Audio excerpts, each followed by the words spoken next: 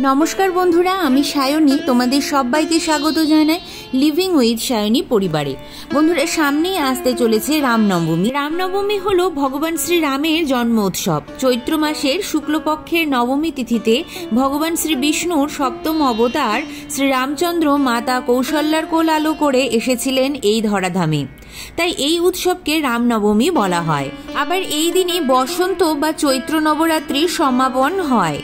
রাম ভক্ত ও হনুমানজির ভক্তদের কাছে এই দিনটি অত্যন্তই পবিত্র একটি দিন। মনে করা হয় রামনবমী পালন করলে সেই সংসার সুখ ও সমৃদ্ধিতে ভরে ওঠে। এই দিনে দান, ধ্যান, ভজন কীর্তনের বিশেষ মাহাত্ম্য আছে। বন্ধুরা, অনেকেই আছেন যারা এই দিন থেকে অনেক শুভ কাজ শুরু করে থাকেন। মনে করা হয় শুভ কাজ এই দিন থেকে শুরু করলে সেটা বিশেষ ফলদায়ী হয়ে থাকে। তো চলো বন্ধুরা, দেখে নেওয়া যাক রামনবমীর এই পুণ্যতিথিতে আমরা কিভাবে বাড়িতে অতি সহজ সরলভাবে শ্রীরামচন্দ্র এবং মাতা সীতার সেবা আরাধনা করব, সেই পূজা পদ্ধতি।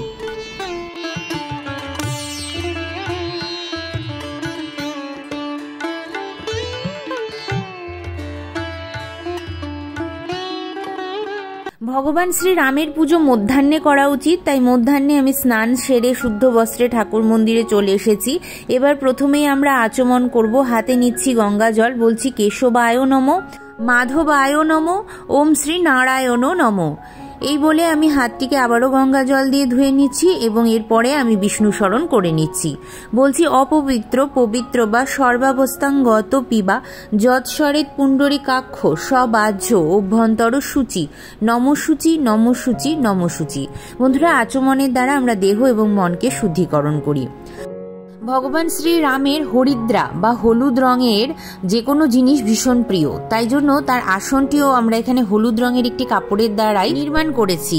বন্ধুরা, আমরা এখানে পূর্ব দিকে পাটা পেতে একটি স্থান ভগবান শ্রী রামের জন্য তৈরি করেছি। এরপরে গঙ্গা জল ছিটিয়ে আমি আসন শুদ্ধিকরণ করে নিচ্ছি।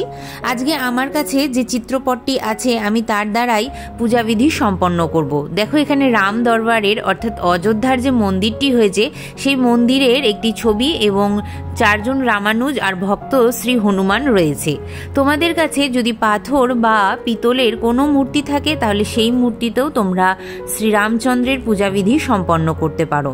চলো বন্ধুরা, পূজাবিধি শুরু করার আগে এবার দেখে নেওয়া যাক এই বছর অর্থাৎ 2025 সালের রামনবমীর পূর্ণাঙ্গ সময়সূচি।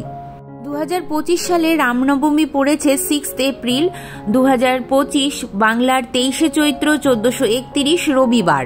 নবমী তিথি শুরু হচ্ছে 6 এপ্রিল রাত্রি 12:24 থেকে, আর তা স্থায়ী হবে রাত্রি 11:32 পর্যন্ত। বন্ধুরা, অমৃত যোগ শুরু হচ্ছে 6 এপ্রিল দিবা 11:13 থেকে 1:45 পর্যন্ত।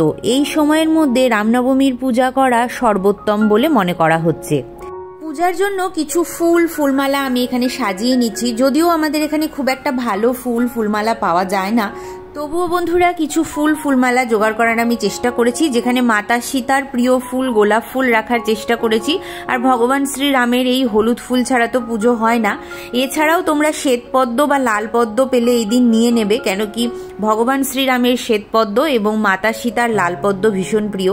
আমি পাইনি, আমি যা পেয়েছি তাই দিয়েই আজকে ভক্তি ভরে পূজাবিধি সম্পন্ন করব।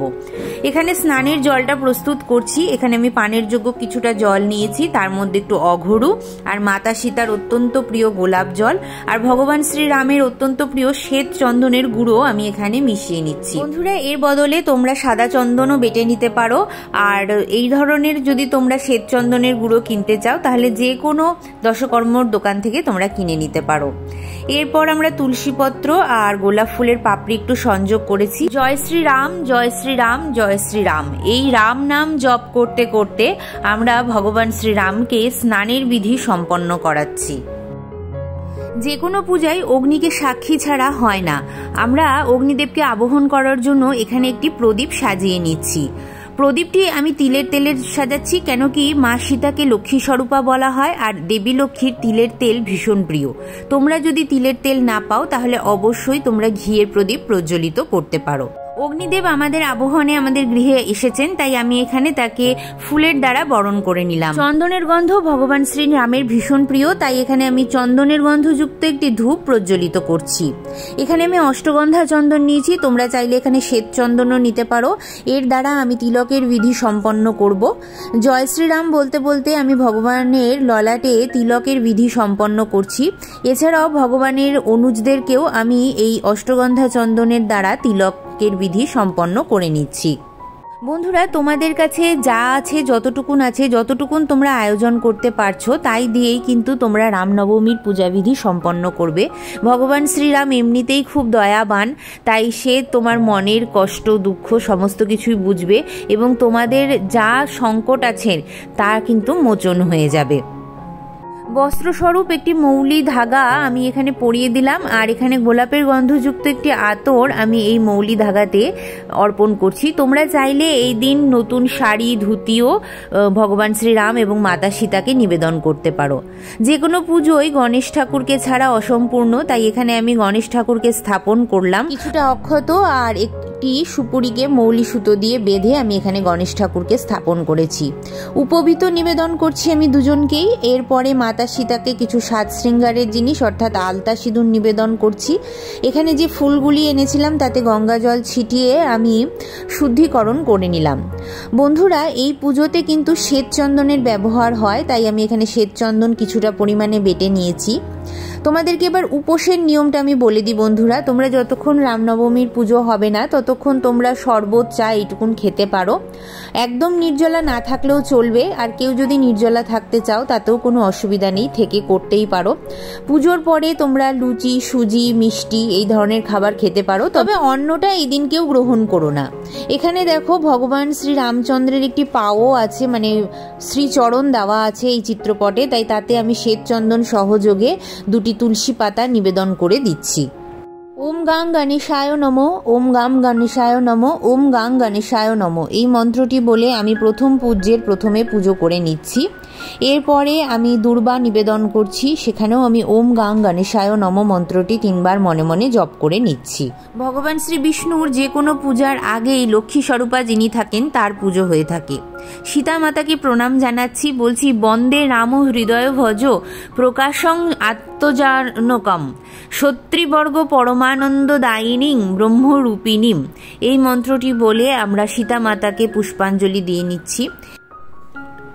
রামায় রামচন্দ্রায় রামভদ্রায় বেধসে রঘুনাথায় নাথায় সীতায় পতয়ে নমঃ এই মন্ত্রটি বলে আমরা ভগবান শ্রীরামকে পুষ্পাঞ্জলি দিচ্ছি। বন্ধুরা, এছাড়াও তোমরা রাম রাম জয় রাজা রাম, রাম রাম জয় সীতারাম অর্থাৎ এই মন্ত্রটি জপ করতে করতে, রাম নাম জপ করতে করতেও তোমরা পুষ্পাঞ্জলি দিতে পারো। বন্ধুরা, এই জপের থেকে সুন্দর এবং সুমধুর কোনো মন্ত্র বা জপ আছে বলে আমার মনে হয় না, তো এই মন্ত্রটির অবশ্যই উল্লেখ করতে পারো।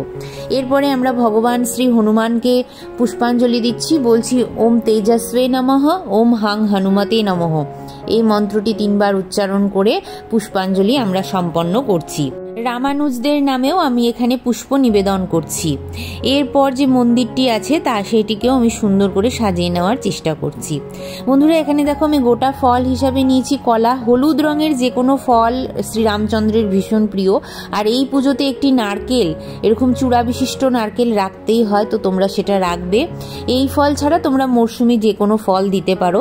এছাড়াও ভগবান শ্রীরামের এবং ভক্ত হনুমানের লাড্ডু ভীষণ প্রিয়, তাই এখানে আমি 1 থালা লাড্ডু সাজিয়েছি। আর আমসত্ত্ব, এই সময় দেখো হলুদ রঙের আম তো পাওয়া যায় না, তো আমসত্ত্ব পাওয়া যায়, তাই জন্য আমি এখানে আমসত্ত্ব একটু নিয়ে নিয়েছি। ভগবান শ্রীরামের অত্যন্তই প্রিয় একটি জিনিস। এছাড়াও তোমরা পনকম দিতে পারো, যেটা আমি নৃসিংহদেবের পুজোতে তোমাদেরকে দেখিয়েছিলাম, সেই পনকমও তোমরা প্রস্তুত করে দিতে পারো। এছাড়াও লুচি সুজির ভোগ দিতে পারো, পায়েসের ভোগ দিতে পারো, যা মাতা সীতার অত্যন্ত প্রিয়।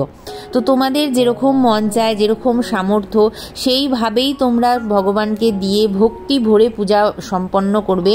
দেখবে ভগবান তোমাদের অবশ্যই মনের কথা শুনবে। আর যেই জিনিসগুলি নিবেদন করতে পারছো না সেটা মননে নিবেদন করবে বন্ধুরা। মনন অর্থাৎ মানসিক নিবেদন, মানে অর্থাৎ তুমি কোনো কিছু একটা জোগাড় করতে পারোনি, সেটা মানসিক নিবেদন করে দেবে।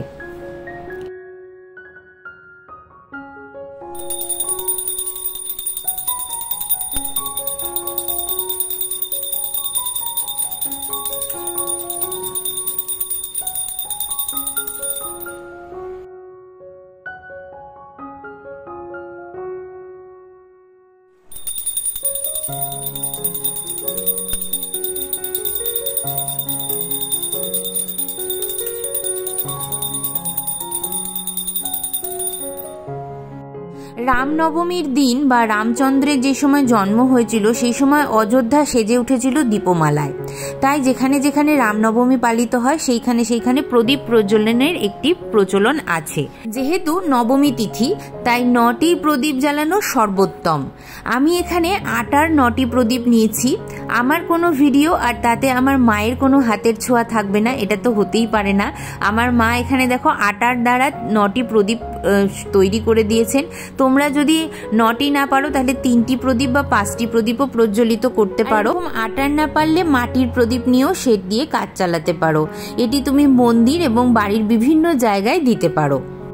পুষ্পাঞ্জলি সম্পন্নের পরে ব্রতকথা পাঠ করতে হবে। মেয়েদের ব্রতকথা নিয়ে নেবে, তাতে আছে রামনবমীর ব্রত। হাতে পুষ্প এবং তুলসীপত্র নিয়ে রামনবমীর ব্রতকথা আমি পাঠ করতে শুরু করছি। রাজা দশরথের যৌবনকাল প্রায় শেষ হয়ে এলো, অথচ কোনো সন্তান হলো না। বংশ রক্ষা হয় না দেখে রাজা দশরথ খুবই চিন্তায় দিন কাটাতে লাগলো। শেষে তার কুলপুরোহিত বশিষ্ঠদেব রাজাকে বললেন তার স্ত্রীর সঙ্গে নিয়ে দুর্গা এবং শিব মন্ত্র জপ করতে। এরপর রাজা দশরথ খুব নিষ্ঠার সঙ্গে ওই মন্ত্র জপ করতে লাগলেন।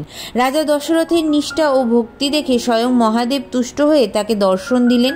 তিনি বললেন, আমি তোমার জপ ও নিষ্ঠায় খুবই সন্তুষ্ট হয়েছি, তুমি অবিলম্বে পুত্রেষ্টি যজ্ঞ করার ব্যবস্থা করো। তারপরে রাজা দশরথ পুরোহিতের সঙ্গে পরামর্শ করে পুত্রেষ্টি যজ্ঞের আয়োজন করলেন। অনেক কষ্টে ঋষ্যশৃঙ্গ মুনিকে আনিয়ে যজ্ঞ সমাধান করলেন। যজ্ঞ সম্পন্ন হওয়ার পর সেই যজ্ঞের চড়ু কৌশল্যা প্রভৃতি 3 রানীকে খেতে দেওয়া হলো। চড়ু খাওয়ার অল্প দিনেই রানী কৌশল্যা ও 2 রানী গর্ভবতী হলেন। তারপর 10 মাস 10 দিন পূর্ণ হলো। সেই দিন ছিল চৈত্র মাসের শুক্লপক্ষের নবমী তিথি। পুনর্বসু নক্ষত্র উদয় হওয়ার পর শুভ লগ্নে স্বয়ং ভগবান কৌশল্যা দেবীর গর্ভ থেকে রামচন্দ্র রূপে ভূমিষ্ঠ হলেন। অতি পূর্ণ দিন, সেই দিন এই উপলক্ষে রাজ্য জুড়ে উৎসব লেগে গেল। অতি পূর্ণ দিন বলেই চৈত্র মাসের শুক্লপক্ষের নবমীকে রামনবমী বলা হয়। রামনবমীর দিন উপোস করে থেকে পিতৃপুরুষের তর্পণ করা ও ব্রতকথা শুনে জল খাওয়ার নিয়ম আছে। বন্ধুরা, এই দিন তোমরা পুজোর পরে ভজন, কীর্তন, রামচরিতমানস এমনকি রামায়ণও পাঠ করা শুরু করতে পারো। এছাড়াও যারা তোমরা এই বইটি জোগাড় করতে পারছো না তারা আমার ভিডিওটিকে সেই সময় চালিয়েও এই ব্রতকথা পাঠ শুনে নিতে পারো। আমি এখানে তেলের প্রদীপ প্রজ্বলিত করছি, তোমরা চাইলে এখানে অবশ্যই ঘিয়ের প্রদীপও প্রজ্বলিত করতে পারো। বন্ধুরা, এই দিন গঙ্গা স্নানের অনেক মাহাত্ম্য আছে, তো তোমরা গঙ্গা স্নান করতে পারো। যারা গঙ্গায় যেতে পারছো না, বাড়িতে স্নানের জলে গঙ্গা জল একটু মিশিয়ে স্নান করতে পারো। এছাড়াও কেউ ব্রহ্ম মুহূর্তে উঠতে পারলে তো খুবই ভালো হয়, সেটা যদি কেউ পারো তাহলে অবশ্যই ব্রহ্ম মুহূর্তে উঠে স্নান সেরে নেবে, নিয়ে তারপরে পূজা পাঠ করবে। আর আরও একটা কথা, এই দিন দান ধ্যানের প্রচুর মাহাত্ম্য থাকে, তো তোমার যতটুকুন সামর্থ্য হচ্ছে সেই সামর্থ্য অনুযায়ী তুমি তোমার আশেপাশে থাকা কিছু মানুষকে যার যেরকম প্রয়োজনীয়তা আছে সেই রকমভাবে দান ধ্যান করতে পারো। এছাড়াও এরপরে তোমরা ভজন কীর্তন করতে পারো। তোমরা যেরকম যা পারছো সেরকম করবে, কোনো নেগেটিভ চিন্তা ভাবনা করবে না, আর মন থেকে ঠাকুরকে ডাকার চেষ্টা করবে, ভক্তি ভরে ঠাকুরকে ডাকার চেষ্টা করবে। তো চলো বন্ধুরা, এই ছিল আমার রামনবমীর অতি সহজ সরল পূজাবিধি। কেমন লাগলো অতি অবশ্যই আমাকে লিখে জানিও। ভিডিওটি ভালো লাগলে লাইক শেয়ার করতে ভুলো না। আর যারা আজকে আমাকে নতুন দেখছো তারা প্লিজ আমার চ্যানেলটিকে সাবস্ক্রাইব করে আমার পাশে থেকো, আমার বন্ধু হয়ে যেও। চলো বন্ধুরা, দেখা হবে আবারও একটা সুন্দর কোনো পূজাবিধির সঙ্গে। ততক্ষণের জন্য তোমরা সবাই খুব ভালো থেকো, সুস্থ থেকো। ভগবান শ্রীরাম এবং মাতা সীতার কৃপাদৃষ্টি সদা সর্বদা তোমাদের গৃহে থাকুক, এই প্রার্থনা নিয়ে আজকের ভিডিও আমি এখানেই শেষ করছি।